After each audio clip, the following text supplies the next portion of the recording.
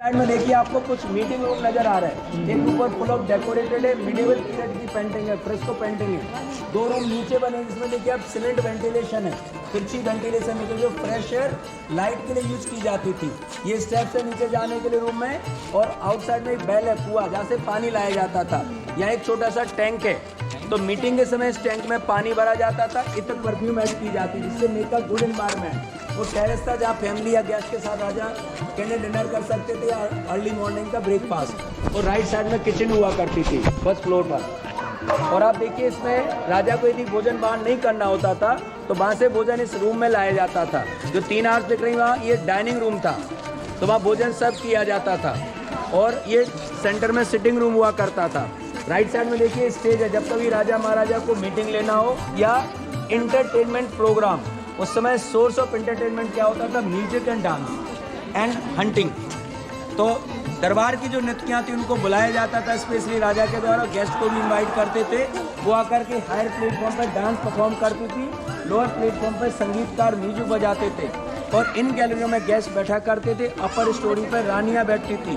Nobody could see inside, they could see outside. You know the veil system, purdah system. Before 11th century we were open minded, we have no purdah system, no veil system.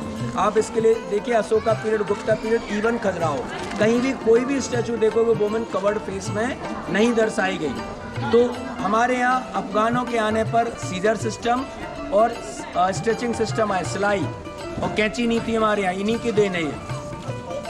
अब हम जाएंगे इसके अगले section में जहाँ आप विष्णु के 10 अवतार की पेंटिंग देखोगे। इसके सीलिंग पे देखिए ये पर्सन स्टाइल कारपेट पेंटिंग है। इसी तरह का carpet work on the floor भी हुआ करता था कारपेट पर। और आप देखिए सेंटर में भी 2 मेटल ग्रिलिंग है, जहाँ एक बड़ा हैमर बेड होता था, झूले वाला बेड। और ये बैक साइड में वाटर टैंक, इसमें पानी भरा जाता था। इतर परफ्यूम, सीलिंग पर मैनुअल फैन, जिसे पंखा वाला कहा जाता, कर्टन फैन होता था कपड़े का पंखा, उसको रस्सी से पुल किया जाता दासियों के द्वारा। तो nice breeze in this room used to important discussion with generals receive the guest as well. कोई अतिथि आता था तो राजा उनके द्वारा यही मीटिंग करते थे, मिलते थे। पर नेक्स्ट सेक्शन क्या है? Living apartment, royal compartment. उसमें हर कोई नहीं जा सकता था। जैसे क्वींस के ब्रदर हुए रिलेटिव वो अंदर अलाउ थे, पर मिनिस्टर, एडवाइजर, ये सारे लोग नहीं जा सकते थे। ये मर्दाना अपार्टमेंट कहलाता था। मीटिंग के समय रानियां लेडीज सेक्शन में अलाउ नहीं हुआ करती थी। इस सेक्शन में ये जनाना अपार्टमेंट, यानी फीमेल अलाउ नहीं होते थे। ये मेड सर्वेंट लेडी के लिए रूम था जो क्वीन बेडरूम से कनेक्ट होता था। राजा को कोई ज़रूरत होती, कुछ उन्होंने कोई इंडिकेशन दिया, जैसे ताली बजाई, मान लो, दासियाँ उनकी सर्विस के लिए तत्पर हो जाती थी। तो इस सेक्शन में 7 स्पेशल रूम बने हैं। जो सेंटर में आपको रूम दिख रहा है वो राजा का बेडरूम था। तीसरे महाराजा मधुकर बुंदेलखंड की 6 वाइफ थी। अब पहले देखिए बहुविवाह होने का मेन रीज़न क्या था? Make a alliance policy. पड़ोसी राजाओं से मैत्रीपूर्ण रिश्ते बने रहे और उनको अधिक बच्चे चाहिए होते जो उन पर ट्रस्ट करते थे बड़े किंगडम को संभालने के लिए। जैसे 2-3 जगह इनके रिलेशनशिप बन गए तो उस तरफ इनको चिंता नहीं होती कि इधर से कोई अटैक करेगा, तो अदर साइड वो फोकस करते थे। अगर किसी ने अटैक किया शोर से तो अदर साइड के किंग अपनी आर्मी भेजते थे सपोर्ट के लिए।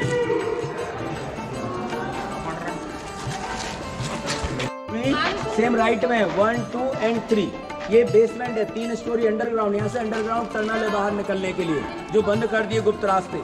इस तरफ नहाने का कमरा और टॉयलेट बने। ये छोटी सी आर्च दिख रही, तो रूम में 3 पानी के टैंक है। बीच वाले टैंक में आयरन की कढ़ाई जुड़ी है। यहाँ जब लकड़ी जलाएंगे तो पानी गर्म करने का सिस्टम था। जो 3 स्टेप से वहाँ से घड़े से पानी थाले में डालेंगे, क्ले पाइप लगा तो टैंक में पानी पहुँचेगा। तो सर्वेंट को अंदर जाने की जरूरत नहीं होती थी। लेडीज यदि नहा रही अंदर तो बाहर से ही पानी उड़ेला जाता था और टैंक में पहुँच जाता था। अंदर वाले रूम में टॉयलेट बने। राइट साइड में एक रूम है जहाँ लेडीज टॉयलेट था, वहाँ गेट लगे होते हैं। और सामने वाले जितने भी आर्चेज हैं उनमें भी टॉयलेट और वहाँ कर्टन्स लगे होते थे, पर्दा। तो उस जमाने 500 वर्ष पहले टॉयलेट हुआ करते थे, जो झड़ाऊ वाला पैटर्न था। अब इसके ऊपर से गर्भगृह दिखाई देता चतुर्भुज मंदिर का। जो तीसरे महाराजा थे वो चाह रहे थे भगवान को मैं डायरेक्टली यहीं से देखूं, पर राम जी की मूर्ति इस मंदिर में विराजमान ना हो करके चतुर्भुज में रानी महल में उसके बगल में राइट साइड में विराजमान हो गई।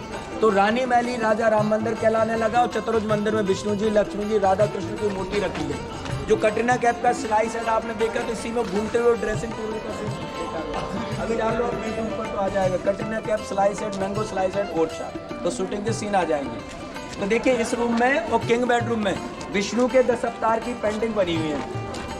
तो वेदों के अनुसार हमारे समय को 4 युगों में बांटा गया। 64 लाख वर्ष पहले था सतयुग, ट्रुथ एरा। 32 लाख वर्ष पश्चात आया त्रेता युग, इसमें राम जी हुए, 7 अवतार हुए। 16 लाख वर्ष पश्चात आया द्वापर युग, इसमें कृष्ण जी हुए। और 8 लाख जो करंट में टाइम चल रहा कलयुग। फिर 4,32,000 होंगे, फिर आएगा सतयुग। इसको भी 4 कालखंड में बांटा गया। अब अलग अलग लोगों की फिलॉसफी अलग अलग इसके बारे में मत है, पर विष्णु पुराण के अनुसार विष्णु के 10 अवतार दर्शाए गए। तो देखिए, पहला अवतार विष्णु जी का क्या है? फिश, मत्स्य अवतार। Second Kurma, turtle.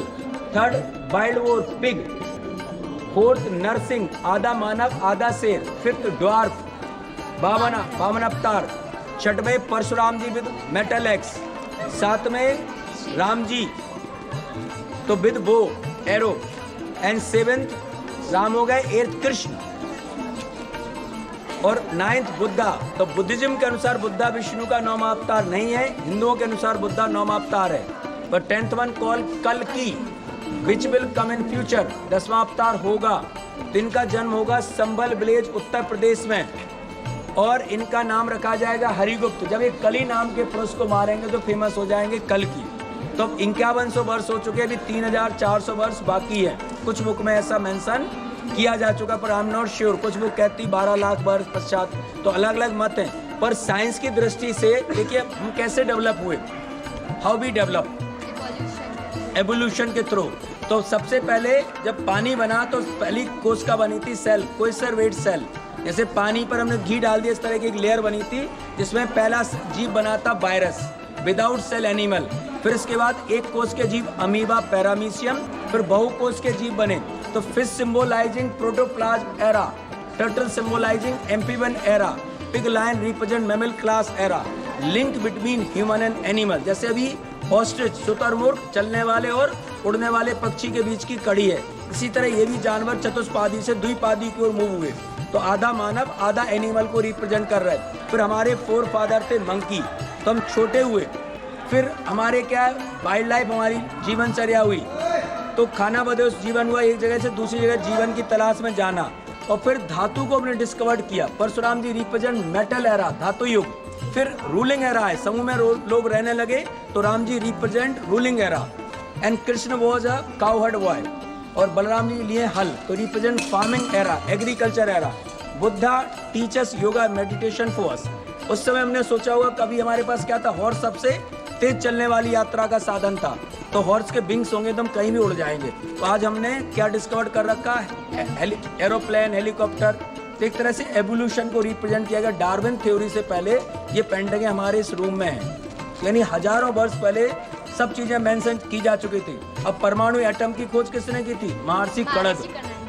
और सुश्रुत ने बहुत पहले शल्य क्रिया को रिप्रेजेंट किया। तो हमारी पुरानी चीजें, वो चंगेज कहाँ आया था, उसने वो जला दी थी, तो वो सारी चीजें हमारे प्रमाण एविडेंस जा चुके हैं। अब आप देखिए इसके ऊपर जो गेट है, इसी जस्ट सुनिए, पहले सुनिए, इसी ये गेट के ऊपर से आपको मिलेगा पहला अवतार फिश। फिर उसी के आगे बढ़ते जाओगे, फिर आ जाएगा कुर्मा, फिर आ जाएगा बरा। तो ऐसे क्रम में लास्ट तक कल्कि अवतार। ऐसे ही राजा के बेडरूम में सामने से होगा ब्रह्मा जी हैं, हाइग्रीवा फॉर्म, फिर फिश स्टार्ट हो जाएगा। ऐसे क्रम आओगे, लास्ट तक आएगा। फिर बाईं तरफ नीचे दीवार पर कल्कि अवतार बना हुआ जो घोड़े के साथ है। तो आप आधे आधे करके किसी भी रूम में अपनी अपनी मोबाइल टॉर्च जला के देख लें। इकट्ठे जाओगे, आप बड़बड़ करोगे तो आराम आराम से आधे कुछ हो जाओ, आधे इधर हो जाओ।